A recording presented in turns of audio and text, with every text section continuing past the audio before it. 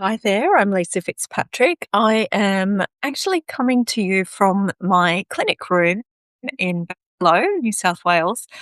And I guess I'm seeing a repetitive theme in the clinic this week, which I often do find I get a lot, where there might be clusters of pelvic health or sexual health conditions that come in and almost recur in a repetitive type of way in a short period of time and really get me thinking about the pelvic puzzle, as I call it, and what it is that women really need and want in order to support ironing out some of the pelvic health concerns that might be happening for them. So, one of the things I think that I see more regularly, more commonly than what I would like is this issue with the pelvic floor muscles themselves being overactive at rest.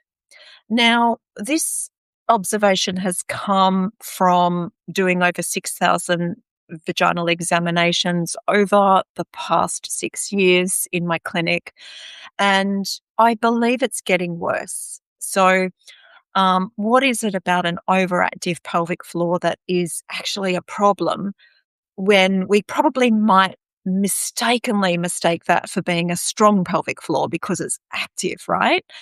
But at the same time, that same muscle group, when it's active and it does not discharge tension, it does not relax adequately, there can be a lot of side effects that are not necessarily great for our well-being and for our pelvic health. What are some of those side effects when those muscles are held in a state of tension or overactivity? Now, and why are they held in a state of overactivity? Sometimes it's because there's an overarching emphasis on squeeze, squeeze, squeeze, get your core strong, go into your Pilates setting, but forget to actually stretch to counterbalance when you've finished the Pilates class or the core strengthening process. Sometimes it's because by default, many women tend to actually hold tension between the sitting bones. They clench the butt cheeks together or the gluteal muscles. They hold their stress deep within the core. And that can be because they're shielding themselves from a very busy, stressful life. It can be because they have learnt from a very young age to hold everything in, including the abdominals. And it is a case of us consciously having to reprogram that nervous system default mode, which says, oh, actually, I need to hold the fort no matter what. Yeah. The other third reason why the pelvic floor muscles might be in a state of contraction or overactivity is because many of us, many women, breathe into the upper chest breathing pattern. And an upper chest breath pattern is only good for certain circumstances. The rest of the time, we should really be taking our breath down into the abdominals. And when we take our breath down into the abdominals and pelvic floor, the diaphragm moves nice and freely, and there's a lot more capacity for the body to actually receive a full and complete breath. When we're in an upper chest breath pattern, the lower lung fields are neglected, you could say. The pelvic floor and diaphragmatic relationship is really compromised, and the pelvic and abdominal organs don't get that beautiful massage that they should get, really, when our breath is in a healthy, full and complete breath pattern. So, what is it that we do to help release an overactive pelvic floor?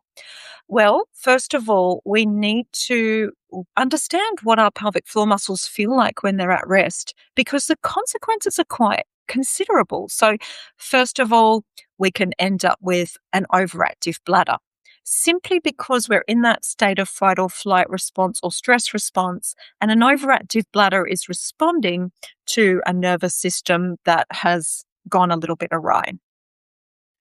An overactive bladder is a bladder where you're having a void more than 12 times a day, usually between 12 to 15 times a day. And the signaling to the bladder is very urgent and doesn't really give you a lot of grace period to get yourself to a bathroom. So a lot of women find themselves doing a little an awkward walk or a racing type of situation where there's leakage on the way to the bathroom, and the signaling is not very it doesn't have a lot of generosity of time to get you there and to keep you dry. The other thing that a tight pelvic floor or an overactivated pelvic floor, and they're not the same thing, but they are almost the same thing, is constipation, not being able to relax to release a full bowel movement easily. And finally, we have a lot of painful situations with penetrative intercourse, because when our pelvic floor muscles are holding a lot of tension and they're by default unable to relax and create that spaciousness, it's only a extrapolation, a short step to those muscles being unyielding and unforgiving with intercourse. So that all contributes to a loss in that circulatory flexibility as well, that tissue resilience building that we can have when a tissue is very elasticized, and has generous range of movement. So not only should we be able to contract fully, but we should also allow for that spaciousness of relaxation and receiving the breath in order to be able to bring fresh nutrient flow and circulation to the tissues. So, one really quick way, simple way that we can often check whether we have been holding a lot of tension is in a seated position to do a quick body scan, where we scan our bodies from the crown of the head all the way down, down, down to the base of the body. And we get a sense of whether we can feel whether our sitting bones or our buttock muscles are squeezing a little bit of activity in this resting seated position. If there is activity, when we consciously let go, we might even feel the sitting bones gently softening apart. And when the sitting bones soften apart and the pelvic floor or the pelvic hammock lowers down towards the chair, then that's absolutely a fabulous sign that we're getting the sense of what it means to fully relax. It could be that we're focusing more on the anal sphincter area, the back end of the pelvic floor. So the back end of the pelvic floor is this area near the tailbone here that sits between the sitting bones. We can feel as though sometimes that anal sphincter muscle is sitting right off the chair. So if we relax the sitting bones, you're literally letting the anal sphincter muscle relax completely, as level or as relaxed as we can into the supporting chair or surface. This area being the vaginal opening and the front end of the pelvic floor here where the urethral sphincter is, that responds really well to a very gentle abdominal breathing pattern where we consciously let go of any tension and holding that we might have in the abdominal muscles. And we allow the abdominals to soften and receive the breath. And that absolutely helps to soften the entire area in this perineal diamond shape that we have between the tailbone, sitting bones, pubis. The other relaxation technique that we can work with is becoming accustomed to discharging tension on the breath. So when we discharge tension, we take our inhalation down low and expand the waistline and drop the pelvic floor muscles towards the chair on our breath in. When we breathe out, however, we're consciously letting go of tension like black smoke through the nostrils, and we're allowing for any areas of the body that need to be released to come out through our exhalation with a relaxation. And we lengthen the exhale slightly longer than we would in our normal resting period or normal life. A third way that we can discharge tension is by comfortably engaging the pelvic floor muscles in increments. So the way that happens and the way I like to teach it is that We have nuance in the pelvic physiology where we can squeeze as if we're stopping wind and away to a fullest maximum voluntary intensity, or we can refine that and squeeze to a 50% intensity and then release. We can practice squeezing to a 30% intensity and release, a 20% intensity and release, and a 10% intensity, which is literally like a eyelash flutter or a butterfly wing fluttering. When we're getting accustomed to the lower ranges of intensity and we consciously release the muscle in between, we are training the muscle not to shoot to that highest level of intensity every time we engage, because in life, we definitely need the sling to spring into shape for us in order to hold continence beautifully and to give us pelvic organ support.